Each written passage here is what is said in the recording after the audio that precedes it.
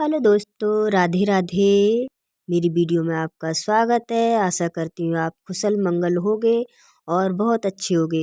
तो अगहन मास का महीना चल रहा है और सुबह मैंने पूजा की थी वीरवार की। जैसे लक्ष्मी माँ की पूजन चल रहा है तो मैंने वीरवार की पूजन की थी। तो मैं आप आज को बताऊंगी कि हम चौकी कैसे उठाते हैं। तो सुबह मैंने ब्रह्म मुहूर्त में लक्ष्मी माँ की पूजन किया और शाम के 4 बज रहे हैं तो मैंने मंदिर की भी सफाई कर ली है और अंदर भी सफाई कर ली है। जहाँ चौकी लगती है वहाँ झाड़ू से सफाई नहीं करते हैं, कपड़े से ही साफ करते हैं। तो मैंने पूरा घर कमरा पहले साफ कर लिया है।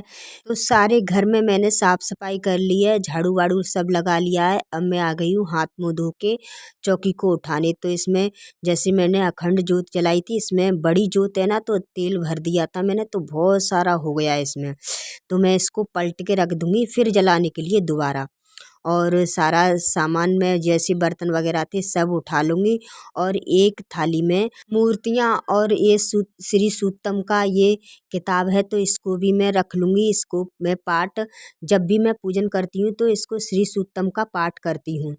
तो और साथ में मैंने अपने ठाकुर जी को भी विराजमान कर रखा का, क्योंकि लक्ष्मी नारायण की पूजा एक साथ होती है इस मार्गशीर्ष महीने में। तो मैं मंदिर में पहले ही सफाई कर आई हूँ और उसी में अपने ठाकुर जी को विराजमान कर दूंगी।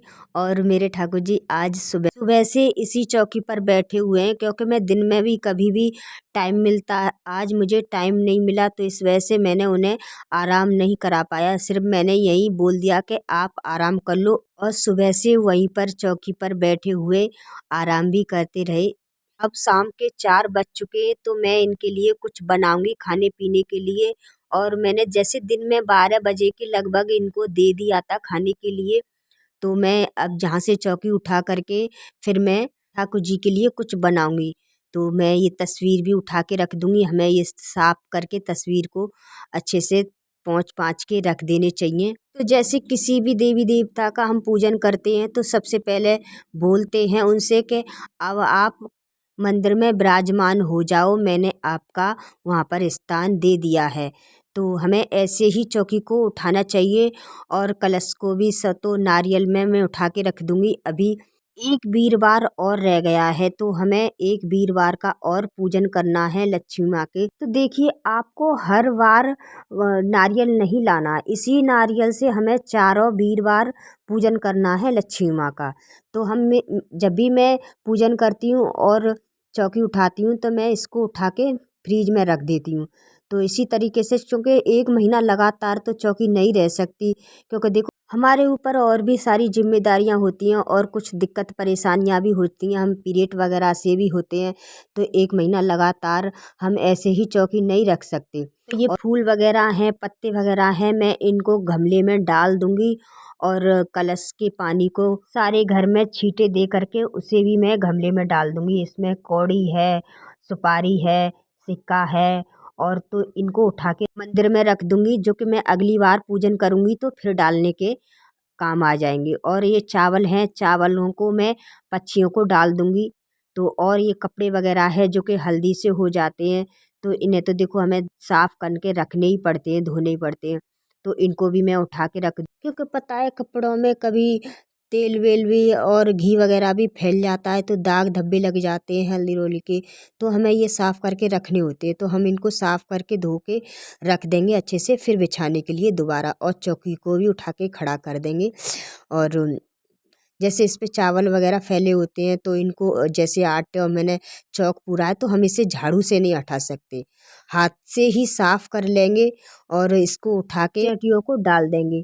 क्योंकि देखो झाड़ू से हमें कभी भी जो पूजन का सामान होता है झाड़ू से नहीं झाड़ना चाहिए। झाड़ू से झाड़ते हैं तो झाड़ू की तरह ही झड़ जाती है हमारे घर की सारी लक्ष्मी।